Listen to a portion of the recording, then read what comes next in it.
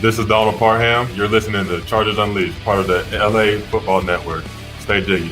And this is Chris Rupp II, Chargers outside linebacker, and make sure you check out Chargers Unleashed. Shout out to Chargers Unleashed, Sebastian Joseph. They know the vibes. We outside. You checking in with Mike Williams from the LA Chargers, and you're tuning in to Chargers Unleashed. You're listening to the Chargers Unleashed podcast with your host, Dan Wolkenstein and Jake Hefner.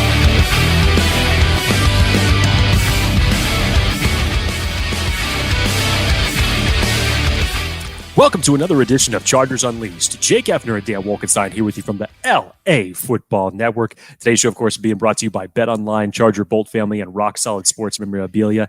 If this is your first time tuning into the show, make sure to hit that like and subscribe button on YouTube. You can also follow us on Facebook, Twitter, Instagram, Spotify, and Apple Podcast.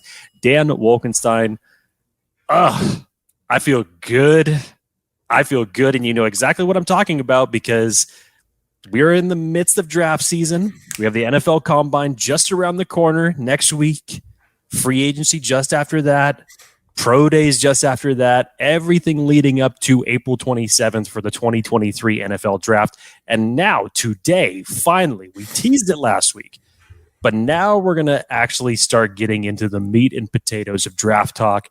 Dan and I decided to go. If you watch the show for the last couple of years, Dan and I usually break down positions, and because we're doing it a little bit early this year, and because we're doing it, before the combine and before these guys actually start running drills, we're kind of, this list that we're going to be going through today. It specifically will be highlighting the wide receivers, but this list is fluid. So as Stephen A. Smith likes to say, it's fluid. It could be ever changing. But instead of trying to give out the usual, let's just say for this show, the wide receiver rankings, and as we'll be doing this for each position, we decided to make our personal lists of the best fits, if you will, as it relates to the wide receivers of who the Chargers could be looking at, because we know based off of where the Chargers stand right now, what they unfortunately neglected to address in last year's draft.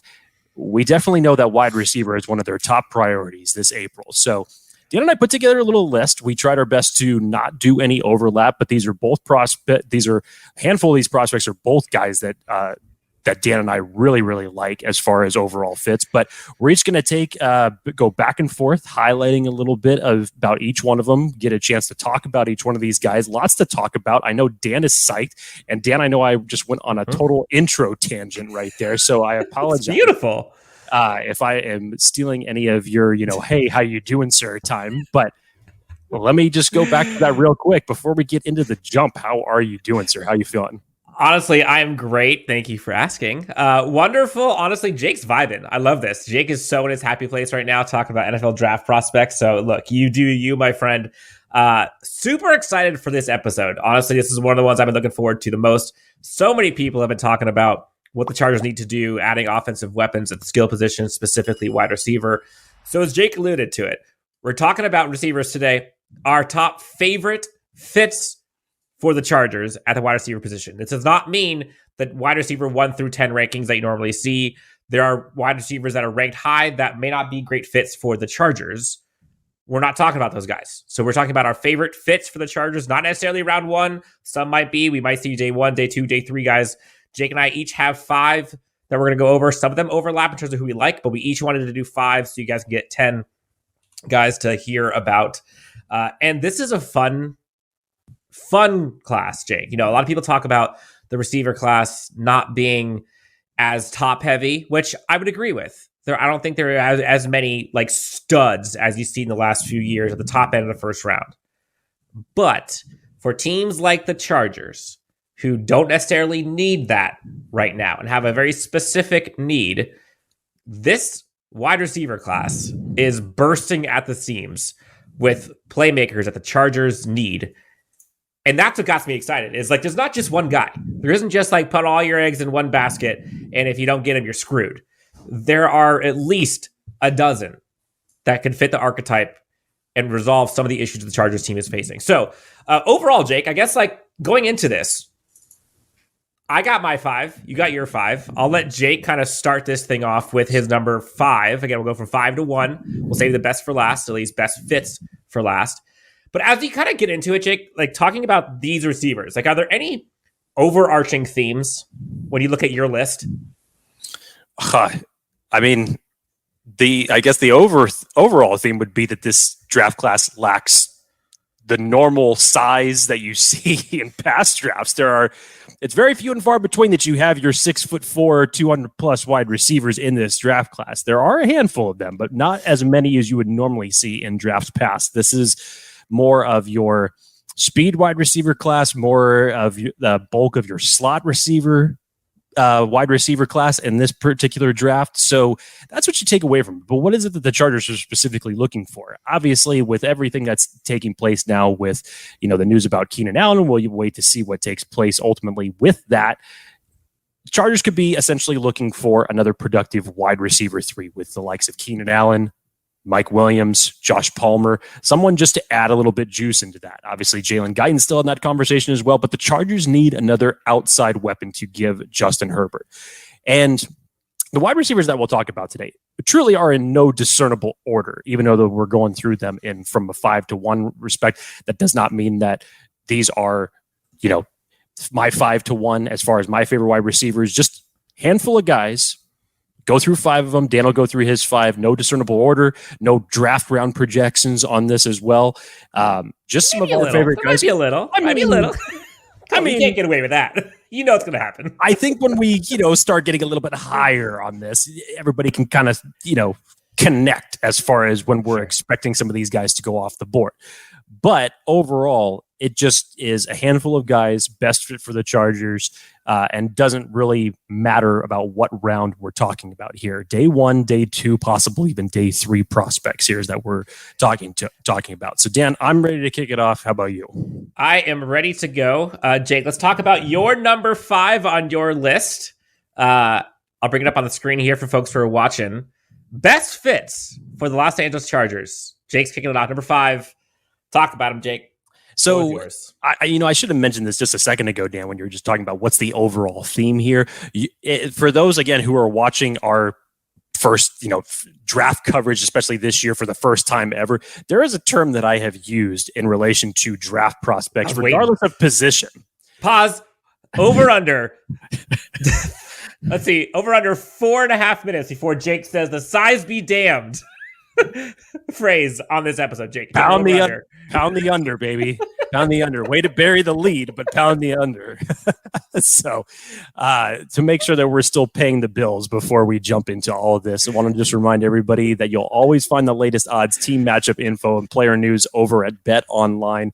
And as your continued source for all sports wagering information, Bet Online features live betting, free contests, and giveaways all season long. So head on over to betonline.ag. Join and receive your 50% welcome bonus with your first deposit, and make sure to use that promo code BELIEVE to receive your rewards. Bet Online, where the game starts. Okay, Jake, go ahead. Thank you. Thank you for somewhat stealing the thunder a little bit. But yes, there is a term that I have used as it relates to draft prospects for about the past 2 years. Size be damned. And in this wide receiver class, there is a plethora of guys. Dan, spoiler alert, if there is a valedictorian of this year's Size Be Damn award, that definitely goes to Kansas State's Deuce Vaughn.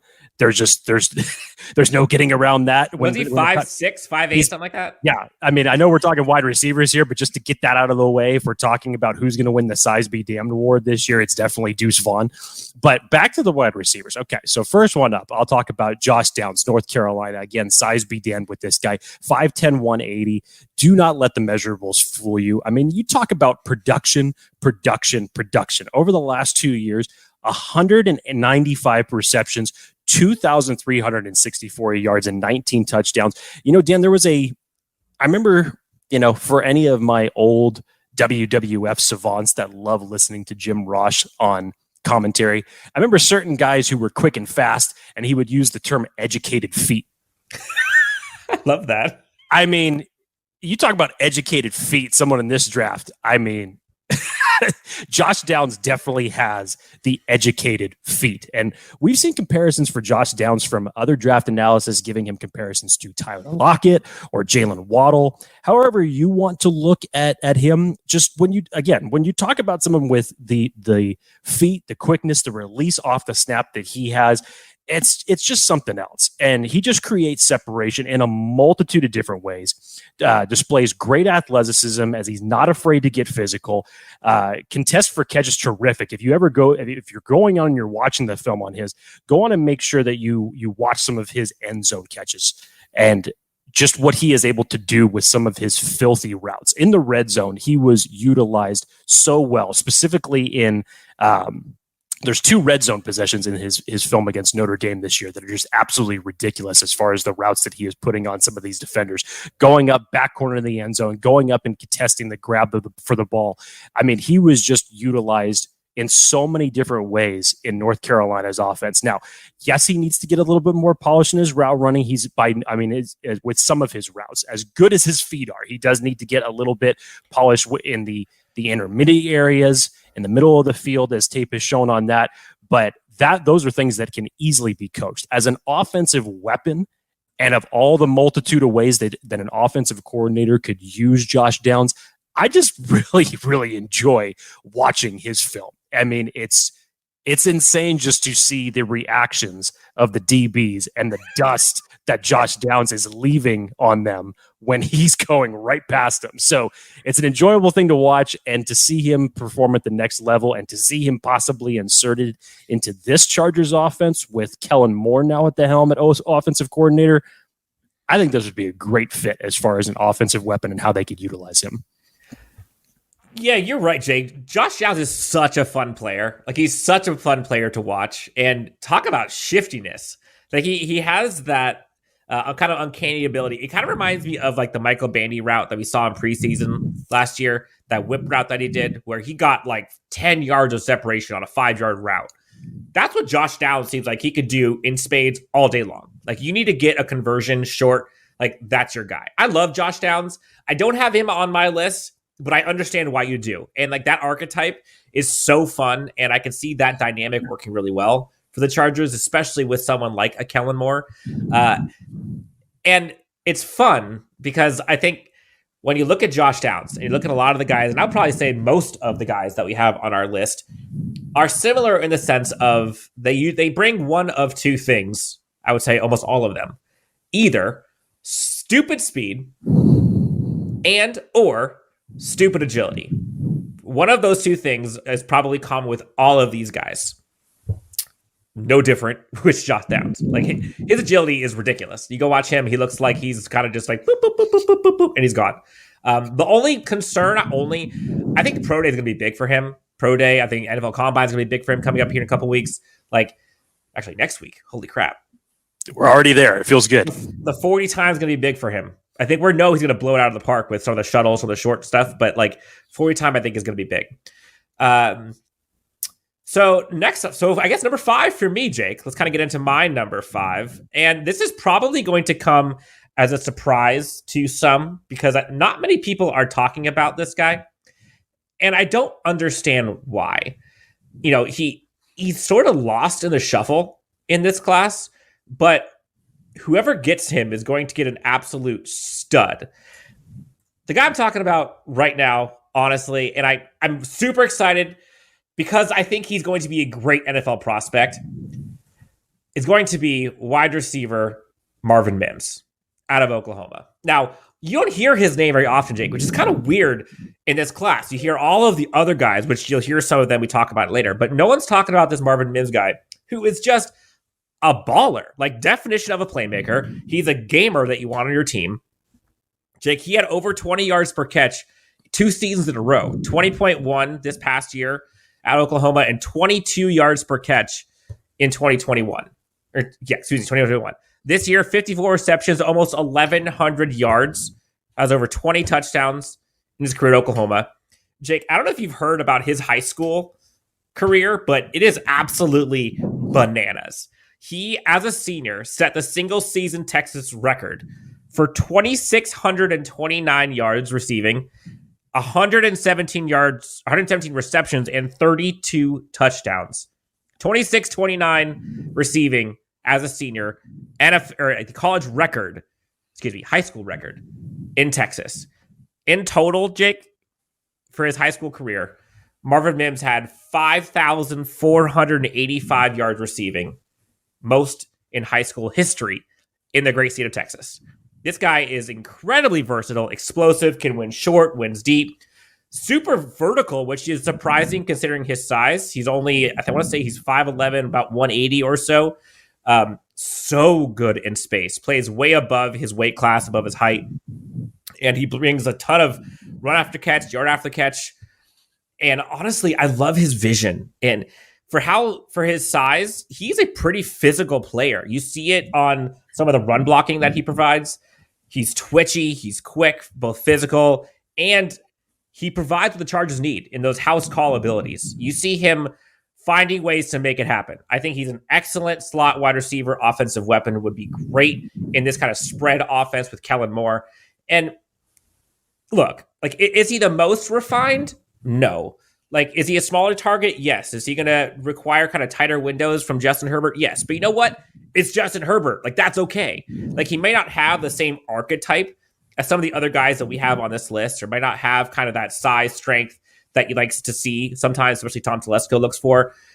Isn't the tallest, isn't the fastest, although he's pretty damn fast. But at some point at the end of the day, like, ball don't lie. Like, Marvin Mims is probably one of my favorites in this class as a whole, just because he just gets shit done.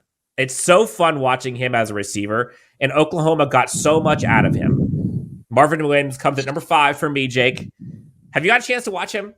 I have. I mean, you talk about some ridiculous catches that this dude has made, specifically the one against the Texas Tech defender where he's going down, going up against the sidelines. And somehow you have to watch it a number of times just to figure out, like, how the hell did he catch it?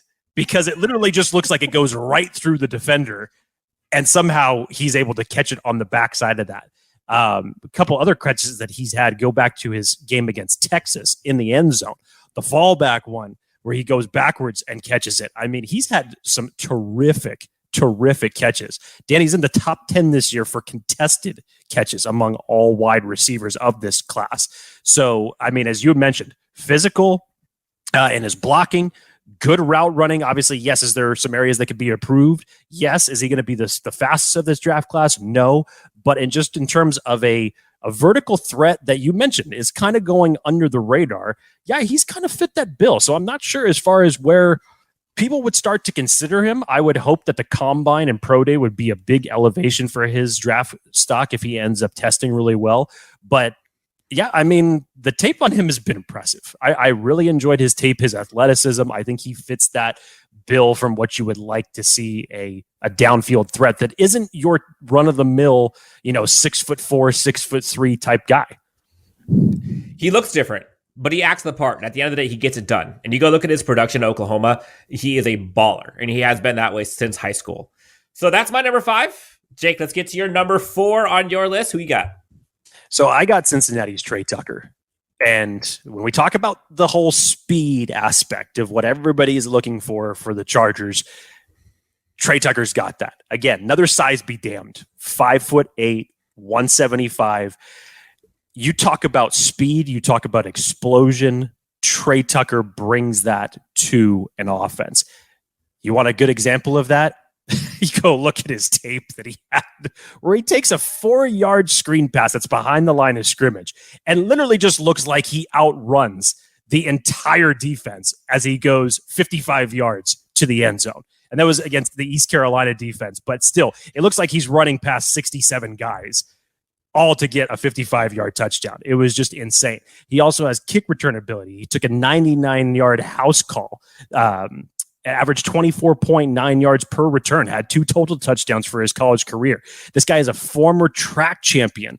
Tremendous short area quickness that he brings to the table. His route running looks, you could tell that this guy has worked the route running tree. He looks precise in it, disciplined in that, creates separation on the outsides with double moves. I like everything that I see from Trey Tucker's tape. Honestly, because I think it hits on a multitude of different ways. It's not just I'm going to beat you with my speed, one trick pony type of find a way to make production happen.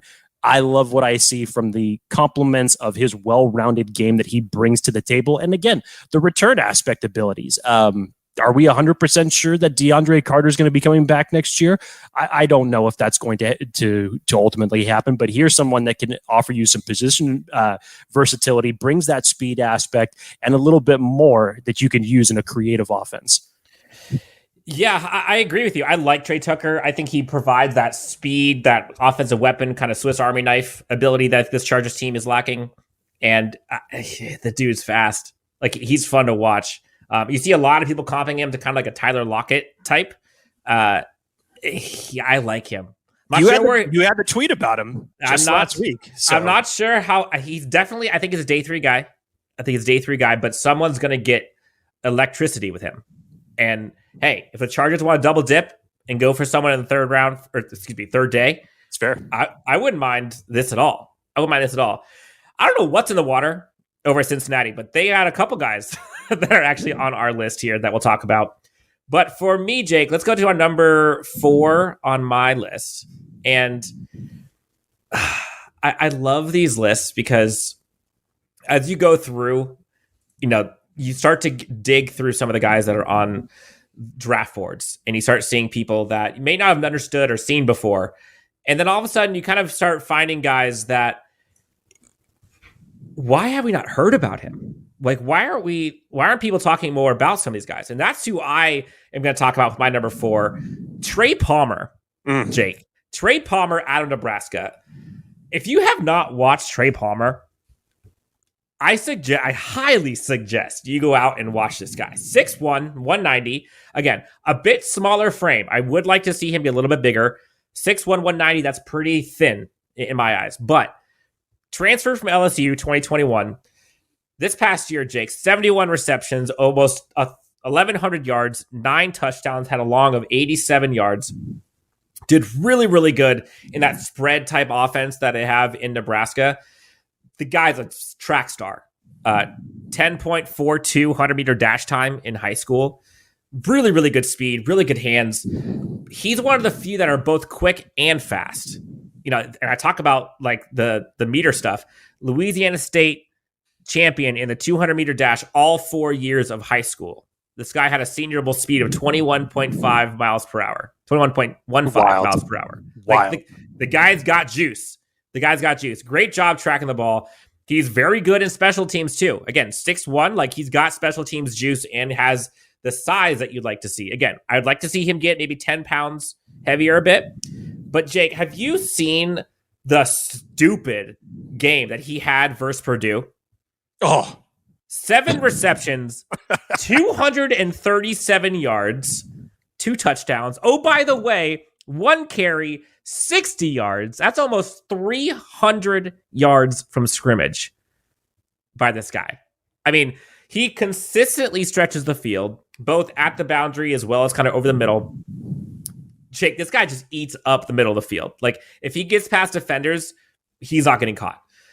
I totally see him as kind of like a slot corner, definitely upside to potentially get better than that, but presumably in a vertical offense with Kellen Moore, Justin Herbert could launch it a mile. I really would like to see this guy on the Chargers. I think his best game is ahead of him. I think that you'll see a lot of people start talking about him more and more as we get closer to the combine. We start seeing stuff from pro days. Trey Palmer's fun to watch, man. I was so happy I got to see him. Absolutely on my top 5 favorites for this Chargers team, specifically for what they need.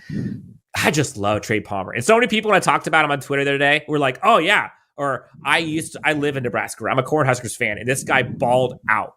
So got eyes on Trey Palmer. Can't wait to see what he does at the combine. Would love to see him in blue and gold. I thought, there was a handful of wide receivers at the Senior Bowl, Dan, that really kind of caught your eye and made you pay attention to them and really helped their, let's just say, overall status, even before the combine and before the pro days. But they definitely got some people talking about it when Trey Palmer was one of those guys. As you mentioned, Dan, he was the fastest guy at just over 21 miles an hour that was clocked at the Senior Bowl for his running. 21! But the way that he was blowing past defenders just looked ridiculously too easy for him. It just did not take that much effort. I mean, right off the snap and the release, it's just he's gone. he's already 5 yards past them. And you highlight some of his game film that he was brought up to the tape, whether that was the game against Purdue, obviously, some of the catches that he made in the LSU game. This guy has those elements that you want to insert into this Chargers offense, as you mentioned, the speed and the quickness. And if you can find an offensive game plan to where you can get creative with this guy, whether we're just talking about the simple stutter and go vertical, or if you want to use him in intermediate routes, I think he'd be a tremendous weapon for this team. Yes, I totally agree. Gotta love the mute button. Gotta love it. I would love to see Trey Palmer in a Kellen Moore offense. In a Joe Lombardi offense? I'm not sure. I'm just not sure. Maybe. I don't know. But I damn well could tell you that Trey Palmer will be used more creatively with Kellen Moore. Jake, next up, who's on your list? So I got Michigan State's Jaden Reed. I thought this was another guy who definitely, when it came to the Senior Bowl and winning, when it came to one-on-one reps, he was up there. Again, it looked ridiculously too easy for him on some of these routes where it's not just the footwork that he's bringing to the table. It's just he's got the speed to blow past some of these guys. I mean, he doesn't have the educated feet as Josh Downs. It's just like, okay, I'm going to put one foot in the ground. I'm going to make my move and I'm going to go. And he's 5 to 10 yards back in the end zone past these guys and catching touchdowns. His reps that were, like I mentioned, his reps were just ridiculous, constantly leaving DBs in the dust, much like what Trey Palmer did. Dan, he clocked in at 20 miles an hour downfield. So he's got that speed. Again, tracks the ball very well when he gets down there, smooth off of his release, had a very high contested catch rate this year, one of his best as far as him going up and getting some of those balls against the DBs. Had a little bit of a dip in production from 21 to 22 for this year, 55 catches for 636 yards and 5 touchdowns. Yeah, for context, what he did in 2021, he caught 4 more passes with 400 more yards and 5 more touchdowns. So this is sick. Yeah, slight dip in production, all off of 4 catches and a handful of yards. But still, I think if we're looking for someone who could step in on day one and start producing as a wide receiver 3/4, as a overall downfield threat that you could possibly pair with the likes of Jalen Guyton back in the days when you had Jalen Guyton and Tyron Johnson going downfield, I think Jaden Reed fits that bill very, very well. I like Jaden Reed. The only, again, I don't necessarily know if I would want Jaden Reed as like the only receiver taken for the Chargers, only because I think they need more speed. Like he doesn't have that top end. I mean, he's fast enough for sure, but I don't know if he has like the catch me if you can type speed, where if he gets behind someone, I can see defenders possibly catching up to him, and I think the Chargers need someone who could just rip it. But in terms of like a possession receiver, in terms of a guy who can just get open, in terms of a guy who is like competitive as all hell, absolutely. Like I love his game. And so sign me up, put him behind Keenan Allen. Like, absolutely. That'd be fun. I would totally take it. Do you see him as like a, day 2, day 3? Like, which one do you see? I mean, if you're studying any of what the draft pundits say and whatnot, apparently the big bulk of what people were saying was like going into the Senior Bowl is that they were worried about his speed and clocking in at 20 miles an hour. That's going to put some of those things to bed. Now, I definitely think that he could help his case if he was to run a solid 40 at the combine. And truthfully, based on everything else that you watch from his tape, I think that that's going to be one of the biggest indicators of whether that's going to elevate his draft stock or drop it, because I really love his skill set. I mean, I personally think based off of the run that you could see on wide receivers starting in round 2, maybe it's a back end, day 2, fringe day 3, could even be elevated to a round 2, round 3 fringe, depending on where he goes. So, again, I think that he helped his stock out a lot at the Senior Bowl, put some of those concerns to bed, and I think he could do that even more if he goes out and performs with a good combine and a good pro day. 100%. I've got Jaden Reed on my list. I think I have him at number 10 of my favorites for the Chargers. So he didn't crack my top 5, but I know he's on yours. I really like Jaden Reed. I think he'd be fun, but I think he need to be a complement to another guy that they bring in, if they end up going that route. Jake, I alluded to earlier, I don't know what's in the water in Cincinnati, But whatever it is, like, I want some of that. I'll take the Gatorade, whatever it is. If I can get the speed that Cincinnati has and the game-breaking abilities, like, I'll take both of them, if you will. And that's who I love. Tyler Scott out of Cincinnati. Now, again, some of these names, people are probably going to be like, I haven't heard of these. Or, what? I can't believe you're not going with Jackson Smith-Njigba. Or, okay, again, we're talking about specific traits, specific needs that the Chargers have that these guys could fit.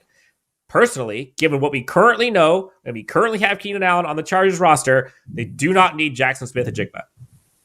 Personal opinion, shoot me if I'm wrong, whatever. I don't believe they do. Tyler Scott, on the other hand, Jake, I think the best word to summarize this guy, freak. Absolute freak.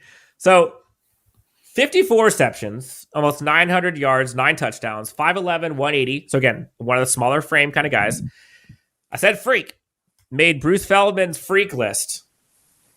Listen to this, Jake. This is what he said. At 5'9", 1.5, 185, he clocked a 4.29 40, 40.5-inch vertical leap, 11-foot broad jump, and squatted 600 pounds, 16 reps at 225 pounds on the bench, and maxed out at 345 on the bench. 5'11", 180, squatting 600 pounds and maxing out at 345. Freak. I said, elite speed. 4.29 already in his pocket for the 40-yard dash. Can't wait to see what he does. Pro days, combine. Explosive. Can win short, intermediate, deep routes. He is like the bona fide explosive, elite speed, offensive weapon type game breaker, ankle breaker, angle breaker, you name it. Like, he breaks all of it. And so I think one of the things the Chargers really lack is, yes, Keenan Allen can get separation, but then they catch up. This guy brings separation, run after the catch, yards after the catch, all day long. Not afraid to go up the middle, which I think is important for a slot receiver. Yes, I know he has a bit smaller frame, which most of the guys we're talking about are in that archetype, which is fine. I do think he could use a little bit more weight, maybe 5-10 more pounds. I don't want to go too crazy, or else you're just changing who he is, and that's just not realistic. But I would take, Tyler Scott is so fun. And when you see what he did at Cincinnati, again, as the second wide receiver to the other Cincinnati wide receiver, it's pretty remarkable. Now, in my eyes, do I see him as this huge run blocker? No, you're not going to see that much. Do I see him as a wide receiver 1? No, that's what we have Mike Williams for. But in a roster in which you don't know the future with Keenan Allen, I could absolutely see Tyler Scott developing into wide receiver 2. 100%, depending on what the roster decisions look like for LA. Kellen Moore given Tyler Scott, and then you put him with an Eckler, Keenan Allen, Mike Williams, and Justin Herbert. And oh, by the way, the offensive line that in theory should be healthy. Come on. Come on. Tyler Scott, Cincinnati, one of my best fits for wide receiver for the Chargers, number 3. Tyler Scott's upside is just to think about what you could get from a guy like that who creates that type of explosiveness, the type of change of direction that he brings to the game. It makes your mouth water a little bit just thinking about what the upside of his potential could be. And he definitely has all of those elements. Dan, is one of the things that you mentioned, obviously, you'd like to see him put on a little bit more size given his smaller frame, but his ability to stretch a defense downfield. And the crazy part about it is that he doesn't even need to get that vertical to do it. I mean, you look at, again, it may sound like we're picking on East Carolina here a little bit, but you watch his highlight that he gets against East Carolina, and it's 15 yards down the field. He catches it, he's wide open, and then there's 2 defenders that are trying to close in on him, and he just goes right up the middle and just goes past everybody to the end zone. I mean, a guy like that with that type of speed to where you can take what would normally be just a typical first down and stretch it into something like that is something to take note of. So again, the upside for him, I think he's what he could be at the next level. And as you said, with this offense, with what you already have in place around you, with the quarterback that you have in place. It's something to have some good dreams about. I like that. Good dreams. I like that. Jake, I'm sure people are clamoring. They're waiting for, finally, we get to talk about someone that maybe they've heard of, or finally they get to talk about someone that people are mocking to the Chargers in the first round. Jake, you hear this name all the time. The floor is yours. Who is your number 2? Well, let's talk about Tennessee's Jalen Hyatt. Let's talk about Tennessee's Jalen Hyatt. If we're looking for the speed aspect, check. Got everything you want. As far as a defensive stretcher, top end speed for offensive coordinators to say, just run the post and keep running the post until you burn somebody and we'll find you it again. Keep doing it. Rinse and repeat. That is what Jalen Hyatt can bring to this table. Now, as we have seen in the number of the last week and a half or so when the mock drafts have started to come out, this is a name that has been mocked to the Chargers a lot. This is a guy whose draft stock has definitely seen some rise here over the last month or so, given where we thought we were starting with this wide receiver class. Daniel Popper had him at 21, being mocked to the Chargers there. And again, you want the speed aspect that has been essentially absent from the Chargers these past 2 years. He brings that to the table, Dan. But again, finished second in the FBS with 15 touchdowns. His game against Alabama, I mean, damn. You talk about have yourself a game, 6 catches, 207 yards, and 5 touchdowns against Alabama's defense. Against Alabama's defense. I mean, that is a show. Now, where are some things that may make some people question some aspects of his game?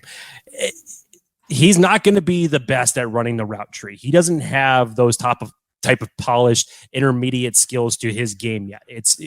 What has got him to the dance and got him to this point is his best absolute trait, and that is his downfield speed, which he has. And if that's what the Chargers are looking for to bring another element to the game, if we're talking about what Keenan Allen brings, if we're talking about what Mike Williams brings, if we're talking about what Josh Palmer brings, Jalen Hyatt hits that quote unquote, as Brandon Staley said, next gear as it relates to an offensive weapon. So again, does he need a little bit of work as far as some other things? Yes, but that's not what a offense is going to ask of him. He is going to be a prototypical downfield threat that you're going to use to stretch the field.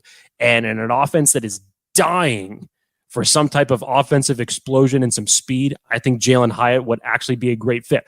I don't know if I'm particularly sold on him going as high as 21. That's where I was going to go with this. And that's where I kind of differ on this a little bit. I think Jalen Hyatt as a prospect for the Chargers be fantastic. I don't know if I've come around to the idea of him going as high as 21, especially with some other guys that we'll talk about in this class. We haven't even started talking about the tight end prospects in this class yet. So there's a plethora of different options if we're talking about Jalen Hyatt as a first-round pick. And for you to tell me, okay, well, who's off the board already? To tell me that Jalen Hyatt is going to be the guy at 21. But overall, I think let's just say hypothetically, if the Chargers were to trade back a few spots, I mean, money time. Would love to see Jalen Hyatt in a Chargers offense one way or another. Jalen Hyatt as a Charger is so enticing. It's so enticing. And you see why people are so intrigued by it. Because he brings the one thing that the Chargers have been desperate for. And it's been glaring that they have been unable to stretch the field because they do not have speed, period. And Jalen Guyton brings that. Jalen Hyatt brings that. Jalen Guyton also brought that, by the way.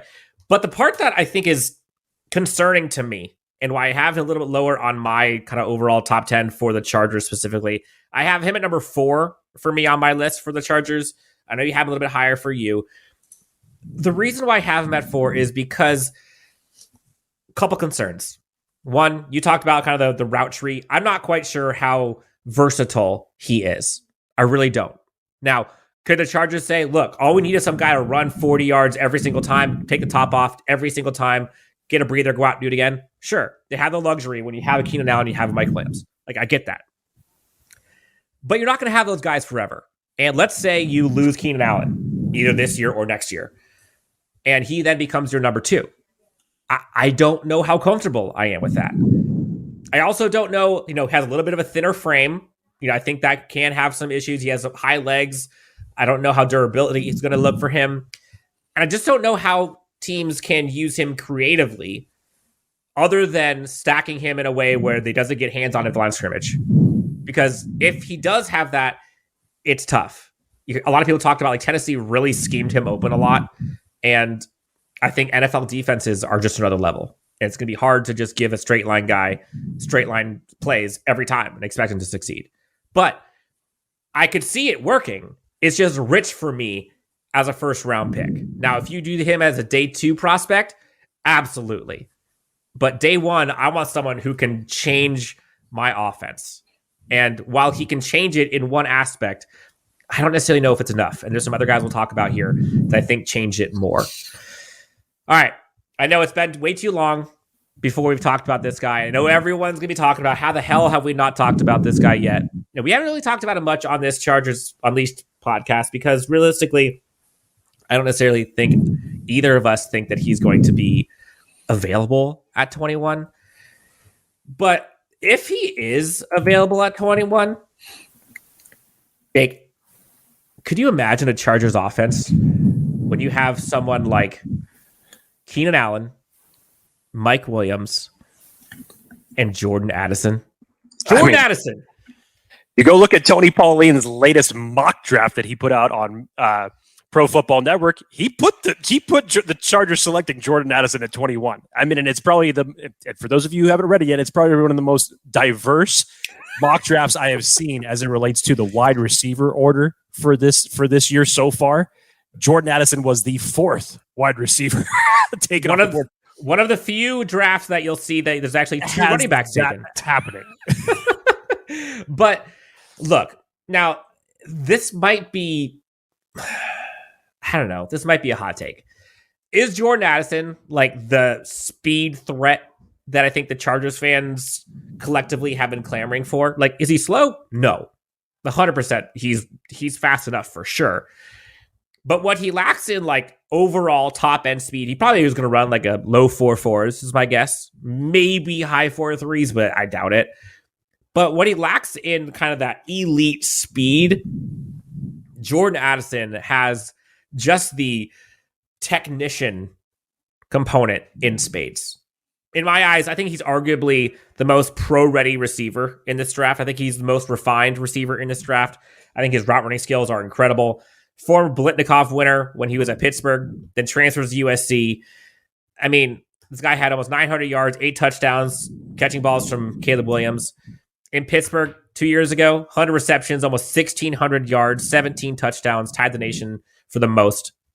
Consensus All-American first teamer in 2021.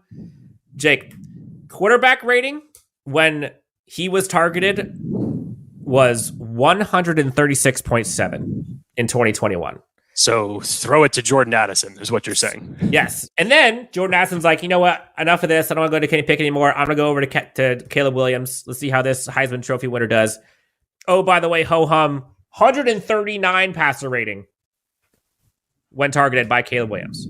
139. So talk about old reliable. Talk about dependable. That's your guy. Smooth, super twitchy. Can stretch the field with intermediate and deep routes. Again, he can't stretch the field by taking the top off of the defense, but he can get open in the deep part of the field. He is super savvy in that regard. You think of players kind of like, and again, I'm not saying he's Justin Jefferson. I'm not saying that he's Stephon Diggs, but you think of those guys aren't really going to blaze past you, but how effective they are at game-breaking abilities and stretching the defense and getting down the field for those deep catches. That's what they do best. And that's what I see Jordan Addison doing. Kind of a middle of the field, deep field, just technician. I think his separation is arguably the best, especially considering kind of the quote-unquote lack of elite speed. But the amount of dynamic playmaking that he brings, I can't even imagine what this Chargers offense would look like if you bring that sort of dynamic playmaking to the Chargers. Like, we have Mike Williams as a Charger. He does kind of he's the go up and get it guy. You've got Keenan Allen, third down conversion guy. Him as your wide receiver 3, possibly moving to wide receiver 2, hell, maybe 1, depending on how far up he gets. sign me up. Like, give me as many possible options to have firepower to take over the AFC West and to compete with those other teams in the juggernauts. Could they still go for more speed with him? Absolutely. But if you talk about just who's going to make this wide receiver room the best out of this class, if you combine all of them as a whole collectively, it might be Jordan Addison. This is the weirdest thing, Dan, about this draft class, especially we're talking about, like, now we're getting into the meat and potatoes of the top wide receivers that some people have on their boards when we're talking about the likes of Jordan Addison. We'll eventually talk about Quentin Johnson here in a little bit. Jackson Smith, Njigba, thank you. And another guy here that we'll talk about in just a second. But as there's so many people that have them in a different order for different reasons. And some people have Addison as their wide receiver 1, others have him as their wide receiver 4. And it's just so interesting to see the reasons why. Because, Dan, I love how you touched on the fact that is he probably the most pro-ready wide receiver as it relates to this class? You know, that's an arguable point. But what he lacks in top-end speed, because he doesn't have that, it's very difficult for him to beat defenders by just running simple post routes. But when he gets 10 yards down the field and the defenders are around him, it's a simple change of direction, and the defender's going the other way and Addison's way over here. and all of a sudden, he's wide open. You mentioned his career at what he did at Pitt. It's a great example of not having top-end speed, but finding ways to produce. The clip of him catching the screen pass 3 yards behind the line of scrimmage, maneuvering down the left side of the field, and a clump of defenders that's right there to corral him. And he just finds the angle to go right in between them and take it all the way to the opposite field for a touchdown. He has those type of playmaking capabilities. The route running is polished. It's pristine. It's NFL ready, as you mentioned. And, you know, as far as Jordan Addison just being there at 21, it's interesting to me because it's all over the place. It's all over the place as it relates to his draft stock right now. So, I mean, would I welcome that as an addition to the Chargers? Yes. Do I realistically think that Jordan Addison will be there at 21? No, I expect him to be off the boards well before this. But it's a very interesting dynamic, especially now as we get into the combine and the pro day times, how everything may shift as it relates to his draft stock. But overall, Jordan Addison, tremendous player. And the other thing too, Jake, that I love about Jordan Addison is he has succeeded in multiple schemes with multiple coaches, multiple quarterbacks, and has balled out religiously with both of them. And so, you know, people talk about, oh, how's he going to fit in the NFL with a new offense, new head coach? He's done it already. He's already played with Kenny Pickett. He played with Caleb Williams, who's obviously going to be a lottery pick. Like, the kid's a stud, going to be quarterback next year. And then, in theory, if he goes Justin Herbert, like, good Lord. I mean, how much of a rocket launch is that for those three quarterbacks? So Jordan Addison, to me, is such a fun idea. Do I think he is the best fit for the Chargers? No, but is he a damn good fit? Yes. All right, Jake, we're getting into it. Now, before we get to each of our number ones, I think we need to address the elephant in the room with who is not being discussed and who is not either of our number ones. And that is arguably what most people see as wide receiver 1 in the draft, Quentin Johnston. Now, I know this is... there's a lot of people that are going to be like, what the hell are you guys talking about? Jake, I'll let you go first. Why is he not in the top 5? We all know he's a great receiver. Like, everyone, like, let's... duh. I mean, why is he not for the Chargers specifically in the top 5? Thank you. I wanted to specify that because top 5 wide receivers in this draft class, arguably there's no question there that Quentin Johnston is that for this class. As far as fits for the Chargers, and this really got Dan and I talking yesterday, especially after Daniel Jeremiah had mocked Quentin Johnston to the Chargers with their 21st overall pick. Again, as far as prototypical wide receivers, and the few that are in this class that are around that 6'4", 200+ pound range, he hits all of those boxes that you want. He's an athletic freak when it comes to the things that he can do with that type of a size. I think there's still some question marks in the air just based off of his final year at TCU, there's a little bit of inconsistencies with his game, especially when it comes to the hands, contested catches downfield.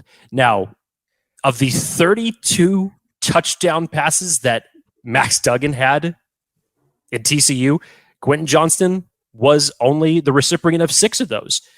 And was it more of a product? And this is the question that people are asking. Was it more of a product of the system? Was he hampered by the quarterback? What did he do when the balls were thrown to him as far as just making the most out of it? Again, these are questions that people are asking. So again, Quentin Johnston is actually a guy who I expect to be off the board before the Chargers end up selecting him at 21. Agreed. I think from just a standpoint, if we're just merely going from if everybody wants to talk about the Chargers drafting speed, then you could probably just go ahead and say, okay, let's just pull up the tape of Princeton's Andre Eslovis and just call it a day, because that is probably going to be the fastest wide receiver at this upcoming NFL Combine with his track speed.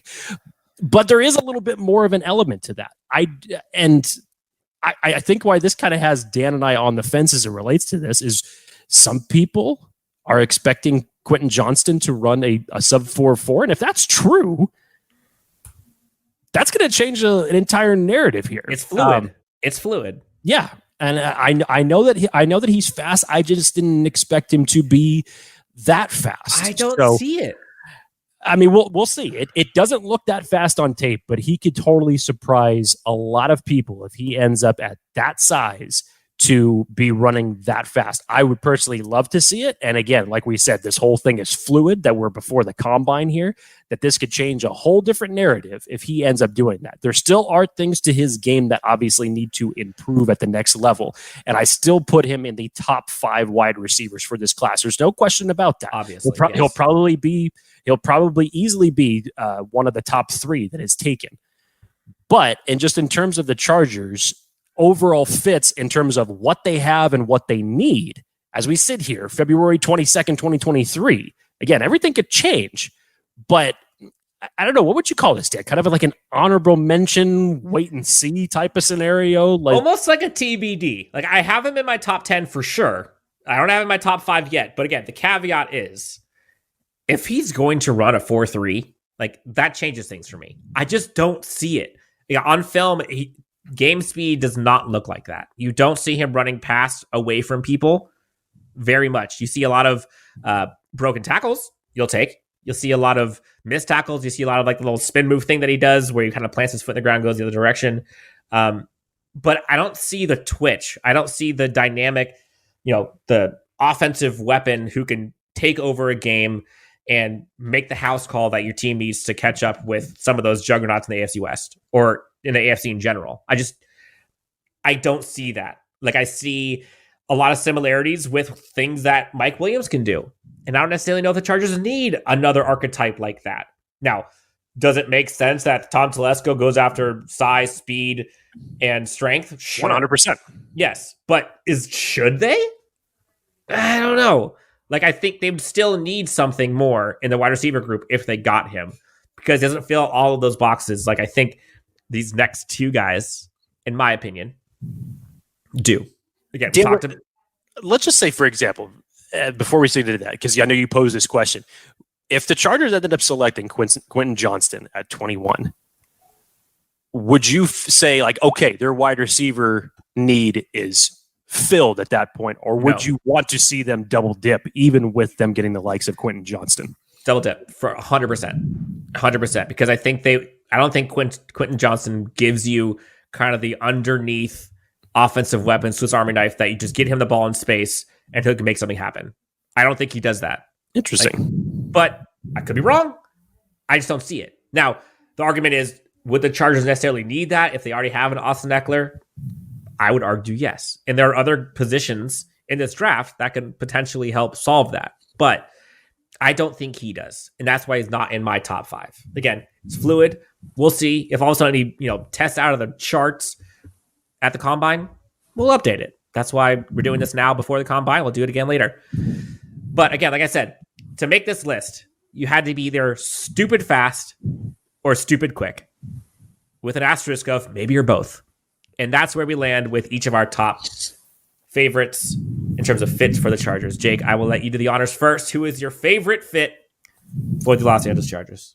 Guy who I've been bullish about since day one, Dan, and you know this, and you and I have had bullish conversations about this in general, but Zay Flowers, Boston College, arguably the most dynamic pass catcher in this entire draft class. Now, I know a lot of people have debated on whether or not he's worthy of a first-round pick, and I get that. Obviously, 5'10", 172 pounds. You need to put some size on him at the next level. There's no question about that. But with the ball in his hands, his filthy route running, you talk about adding an explosive playmaker to this offense to hit that next gear, if you will, that Brandon Staley has talked about. The change of direction that Zay Flowers brings to this game is ridiculous. Dan, half of the yards that Zay Flowers collected this year were yards after the catch. I mean, that's insane. You want someone with yak production, bang, bang, bang, check, check, check, whatever you want to call it, he hits that. And the crazy part about it is that despite his size, he tracks the ball so good downfield on vertical routes that he is running. He just hits a different gear with that explosive capability. Contested catches, you turn on the film against Louisville, he's out jumping defenders, snatching balls, literally having to go over their back and taking it right out in front of their face. I mean, just his blend of release, his athletic capability, his quickness, as I mentioned, change of direction speed. He's got so much explosive capabilities that could add another level of juice to this offense and what the Chargers currently don't have among their wide receiver core. This is a different element that you can insert into that. Man, I mean, look, am I going to be upset if the Chargers get Zay Flowers in round one? No. You just don't like him at 21. Yeah. But the thing is, I would understand it. Like, just because you have him at number one in terms of best fit doesn't mean that you want him at the first round pick. Like, I don't want to put words in your mouth. Is that correct? No, that's correct. That's the same argument that I had said with Jalen Hyatt. I'm not 100% sold that 21 is his sweet spot. So, but in terms of being a great fit, like, would he fit for the Chargers and their needs in this wide receiver room? 1,000%. I mean, like, what's not to like about him? Now, I think what is important for him is going to be the 40 time at the combine. 100%. Because if he, let's say he runs in the, let's say he does like a 4.46. I don't think that helps him. Like, that's not helping his case to be that kind of game breaker, house call type receiver. Now, you see it all over the film, but if he comes out and runs like a 4.34, I mean, I might have to change my rankings if I'm being honest. Until that happens, we'll see. But again, like, you cannot go wrong. No offense gets worse. Every offense gets better with Zay Flowers on your team. Period. He is so dynamic, so fun to watch. He is almost, in my opinion, almost the most human joystick-like in this entire class. But hell, as much as I wouldn't pick him at 21, would I be upset? No. Would I understand it? 100%. Like, at some point, you know what you need. And if you don't want to risk losing that because you want to wait for the value to get there, I get it. Like, when you have a year like the Chargers have coming up with Justin Herbert and all the prove-it years that are happening with coaching staff and some of the players, I get it. Throw it all out the window. Like, I want the best guys who can help my team regardless of when they're picked. I don't care. I'll live with it if I stretch a little. Who cares? So I love Zay Flowers. I obviously have him in my list. Obviously, top 10 list. Not my number one, but I think we all know, at least folks who are following me, who have followed me for a bit, know who my number one is in this draft. And there are very few players that I get so excited about that I don't want to say fantasize about being on my team, but I kind of fantasize about him being on the Los Angeles Chargers, Jake. We got to come up with a name for this because you've had these players in the past, Dan, but we need to give him like a a name header or something like that in a specific category that specifically just as it relates to how you view them, like Dan's Diamonds. I'm just throwing that out there like an example, as far as like the guys I like that. Really bullish on, because you've done this for the last couple of years with your guys that you were really, really excited about. I remember how excited you were when we were back in the days of talking about Antonio Gibson on the show. I remember how excited you were talking about him. So again, I know you've been wanting to talk about this individual for a long time in a more broader sense. So please, sir, the board is yours. Have at it. Take us home. Now, for those who don't know, if you don't know, now you know. Do yourself a favor. Nathaniel Tank Dell, in my eyes, is the best fit for the Los Angeles Chargers wide receiving room. In my eyes, I think he transforms this offense more than any other receiver single-handedly in this draft. I'm not stuttering. Tank Dell is my guy, has been my guy for at least a month and a half now. And folks have talked about, he might be a third-round guy. He might be a fourth-round guy. And then as the weeks have come by, as the Senior Bowl has crept up, all of a sudden, Tank Dell's starting to climb leaderboards, starting to climb those rankings. And folks are now like, oh my gosh, Tank Dell, he's busting people's ankles, doing all kinds of stuff. Yeah. Jake, 5'10", 165. I'm going to get this out of the way first. Is he the biggest guy? No. I think his 165 frame is probably the biggest detractor. If he's 2 inches heavier, 2 inches taller, 20 pounds heavier, top 5 pick. Easy. Size be damned, though. But if he can get to 170, 175 or so, I'm rolling with him. Jake, find me for as much as he lacks size, like at some point, you're just like, this kid is just a great player. He is just a great player. And a lot of times you see like people, I think it was Trevor Sikkema who talked on one of his recent episodes about like, you don't want to bet on outliers. But if I was to bet on one for the Chargers specifically, it's this guy. Jake, in 2 seasons, Tank Dell has 198 receptions, 2,728 yards, 29 touchdowns in the past 2 seasons. This past season alone, 109 receptions, almost 1,400 yards, 18 touchdowns, 17 of them as a receiver, most in college football. Has a special teams punt return to boot for a touchdown. Jake, he had 10 consecutive touchdowns in 10 consecutive games with a touchdown at the University of Houston. He legitimately breaks ankles, defies angles, breaks coverages, speed, quickness, agility, start, stop, production machine. The lateral movement that he brings is an element that Chargers receiving core just does not have. Similar to a Zay Flowers, he can stop on a dime, start on a dime. The joystick in my eyes with him is on a whole nother gear than anyone else in this class. And then you combine the start stop with how fast he can get out of there. If you're a DB and you don't get your hands on him at the beginning, and you're trying to catch him, never happening. Jake, at the Senior Bowl, everyone talked about like how he balled out, stand out there. He had a 90.4 grade at a Senior Bowl, which was almost 13 points higher than the next highest receiver at the Senior Bowl. Like a men amongst boys, if you will, at the Senior Bowl as a wide receiver.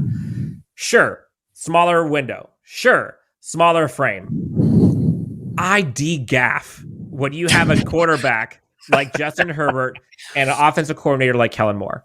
Give me creativity. Give me Tank Dell in space. Give me Tank Dell running 6 yards down the field and Justin Herbert throwing bombs like you saw with Tyron Johnson a couple years ago. I will be sleeping like a baby. If the Chargers pick him at 21, is it a reach? Sure. I don't care. Do it. If you can promise me that we're getting him at 21, I'm good. Like would I think it's a stretch? Obviously. But would I rather guarantee I'm getting Tank Dell and then figure out, tight end 2, 3, 4, 5, whatever it is in round 2? If someone told me I can guarantee that, yes, please. Because the chances of you getting him in round 2 in your pick, much lower than round one, obviously. Now, look, is he going to go 21? No, I don't think he's going to. Obviously. Hey, go start walking back off that balloon you just blew up a little bit. I'm just saying, I would be okay with it. I genuinely think he is a end of round one talent. And I've thought that for weeks now. People have gone from early day threes. Now they're going to maybe going to late day two. Now they're going to middle day two. Now they're going to early day two. Again, wait till you get to the combine and watch the hype for this guy just go through the roof. Tank Dell, my favorite fit for the Los Angeles Chargers. Right now, again, it's fluid. But right now, favorite fit, my guy. Diners, drives, and dives got triple Ds. I've got Dan's draft diamonds. Okay, I got my own triple Ds. Tank Dell, stamp of approval, number one on my list. I was waiting for what your whole, soliloquy about Tank Dell was going to be. And it definitely didn't disappoint because you said a lot of stuff in there that I didn't expect you to say. What we should do is just on draft day is just have a live stream of Dan Wolkenstein for at least the first 3 rounds and watch him pace and watch him sweat and watch him stress and agonize over, is Tank Dell going to still be on the board whenever the Chargers selection comes up once again? And are the Chargers going to pull the trigger on him? I appreciate the fact that you started to walk back your statement that if he was the selection of the Chargers at the 21st, I would be I'm not walking that back. I'm not walking that back. I mean, well, you tried to kind of just level it out by saying, is he going to be a first round pick? No, he's not. No, he is. Hold on. Just to be clear, do I think he's going to get picked at 21 by the Chargers? No. Okay. Do I think he's a first round receiver? Yes. Okay. Would I be upset if the Chargers picked him at 21? Also, no. Let me ask. So just so we're clear, because we've said this as far as how we have viewed certain guys at possible 21 options. Mm-hmm. Jalen Hyatt at 21, Zay Flowers at 21. You would have more question marks about those two at 21 than you would at Tank Dell at possibly at 21. Is that what you're trying to tell me? Tank Dell, Zay Flowers, honestly, are pretty neck and neck to me. Jalen Hyatt, yes. I would rather have him than Jalen Hyatt. We so need to set up like a camera for you to watch. It's either going to be incredible. Honestly, it's probably going to be incredible TV regardless, but it's going to be either like a horror movie or like a rom-com. And I am not poo-pooing anything from Tank Dell. I love Tank Dell's tape. And as an addition to this Chargers offense, I think it would be fantastic. But like I said, I was waiting for what type of rant you were going to go on because Tank Dell was your guy. And thankfully, Dan, you put a smile on my face for a very funny reason today. So I really appreciate how much you stood by your conviction for your guy, Tank Dell. Thank you. So where is he on your list? I have him as my number one favorite. Again, not the best receiver in the class, but the best fit for the Chargers. He's in my top 10, and obviously these. When we talk about wide receivers again post combine and as we get through the pro days and everything like that, like we've mentioned on here, everything's kind of fluid because and normally we'd be saying, well, what the hell are we talking about? Like the combine for the underwear Olympics, most people don't really value it, but for wide receivers and DBs, when we're talking about the drills that they have to run through, it's arguably no positions are better for that as far as helping or hurting a draft stock for 2 positions. And wide receiver is one of those. So as we go through this throughout the weeks, obviously we mention this as the best fits for the Chargers as we see fit right now. And we haven't come up with our final top 10 list. And obviously, as Dan mentioned, everything's fluid. Things could change in between now and the next week or so as we get through the NFL combine. But as we get closer to the NFL draft, I'm sure we're going to have much different conversations. And this list may look very, very different. I don't think it will change the fact that I think that any one of these guys could be great additions to the Chargers, but how they will ultimately stack in our final wide receiver rankings, that could be something that could be very different. Yes. Honestly, Jake, this episode did not disappoint. I was so excited for this episode because there are so many guys that I think people are sleeping on, and some are overhyped, some are underhyped in this class. But I truly believe the guys that we have on our list, all of them, would make this offense better. Now, some of them more so than others. Some of them may need to bring in other reinforcements to come along with them. But just to recap, I mean, Jake, imagine your 5, Zay Flowers, Jalen Hyatt, Trey Tucker, Jaden Reed, Josh Downs. My 5, Tank Dell, Jordan Addison, Tyler Scott, Trey Palmer, and Marvin Mims. Legitimately, if the Chargers got any of these guys, I don't think we're going to be upset. Like, I'd be fine with all of them, and I would understand all of them. Now, clearly, there are some that we like more than others, and we've given you our reasons. But there's also a handful of guys that we did not talk about on the show today, and that's probably going to change. Quick question on that note, putting on the spot here. If there was one guy, we didn't talk about it all today, it doesn't necessarily have to be like a top player, but just your favorites that you've seen so far in the wide receiver that you have not mentioned today. That I've not mentioned. Give me one. That I've not mentioned today. I'll give you one. I'll give you some time. I'll give you one. Go ahead. Fresno State. Everyone talks about Jalen Moreno Cropper, and I think he's like a top 150 player. Nobody's talking about his wide receiver teammate in Nico Remigio. I'm telling you, man, he is so fun. He kind of has like a Marvin Mims type of feel to me. I love the vibes he brings. Again, like he's probably a day 3 guy, but Nico Remigio honestly is so dang fun. He is like, I don't know. I just want to sit back, drink a Coke, have some popcorn, and just watch him and listen to the calls. Because, man, every time they call his name, I'm just like, I have a smile on my face. If I was to pick one, Dan, I would probably say it'd be Michael Wilson out of Stanford. And the biggest question mark with Michael Wilson, I love everything out of his game. But if the medicals are the biggest thing that make your eyebrows go up a little bit, and what he has had to endure over the last 3 years with different injuries, some to even the same leg. And when he came out for Senior Bowl and everything like that, I mean, it just kind of made you just for a split second, just kind of forget all of those things.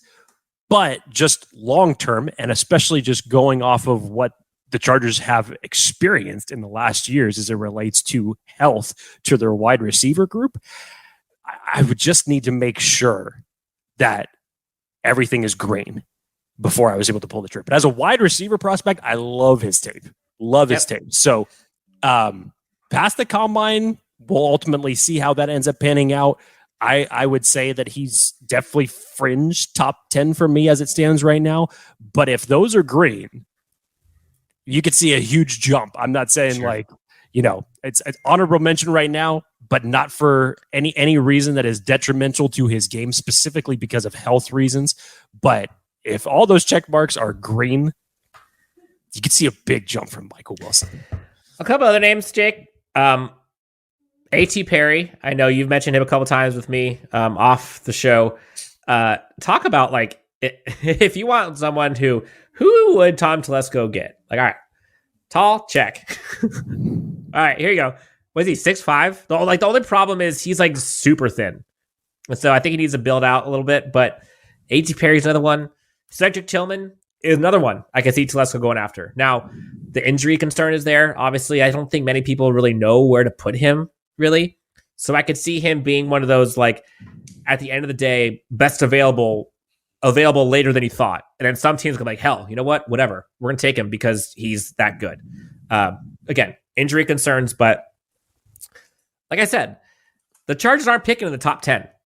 Like the Chargers, and I think it was Trevor Sikkema that said this on a recent episode, like when you're picking in kind of the back third of the draft, like you're right there. Like you're close. You're trying to get like that one player who can kind of take you over the top. And the Chargers, for as much as the pessimists want to talk about like, oh, the roster sucks and fired this and that, like they're closer than people want to believe.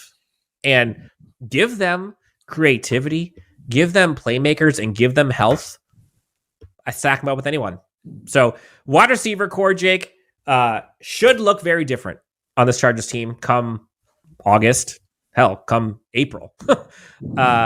Anything else? I know this one went long, but honestly, I am totally okay with that because this class of wide receivers deserve it, especially with the need the Chargers have. Yeah, this was a fun one. And I will, as we go through some of these positions, obviously we won't be able to talk about all of our favorites before the NFL Combine. But we'll be talking heavily on the offensive side of the ball, because you better believe we'll start digging into the tight end class as it relates to this team, because that will be a huge priority going into this Chargers draft as well as we get closer to April 27th. But no, this has been fun, Dan. I'm glad that we're finally starting to talk about these guys. It'll be a continuous deep dive into these position classes as it relates to the next several weeks, on top of bringing on people that know much more than we do as it relates to the NFL draft. So it's going to be a lot of fun as far as the subject matter for this show goes over the next 2 months. Jake finally got to scratch the itch of the NFL draft. We're talking prospects from here on out for a long time with not only each other and with our listeners and viewers, but with some ridiculously talented experts in this field. So stay tuned. For Jake Hefner, Dan Wolkenstein, Chargers Unleashed, be sure to hit that like and subscribe. Follow us everywhere you guys can find us. Thank you so much for tuning in, and we'll talk to you next time on Chargers Unleashed.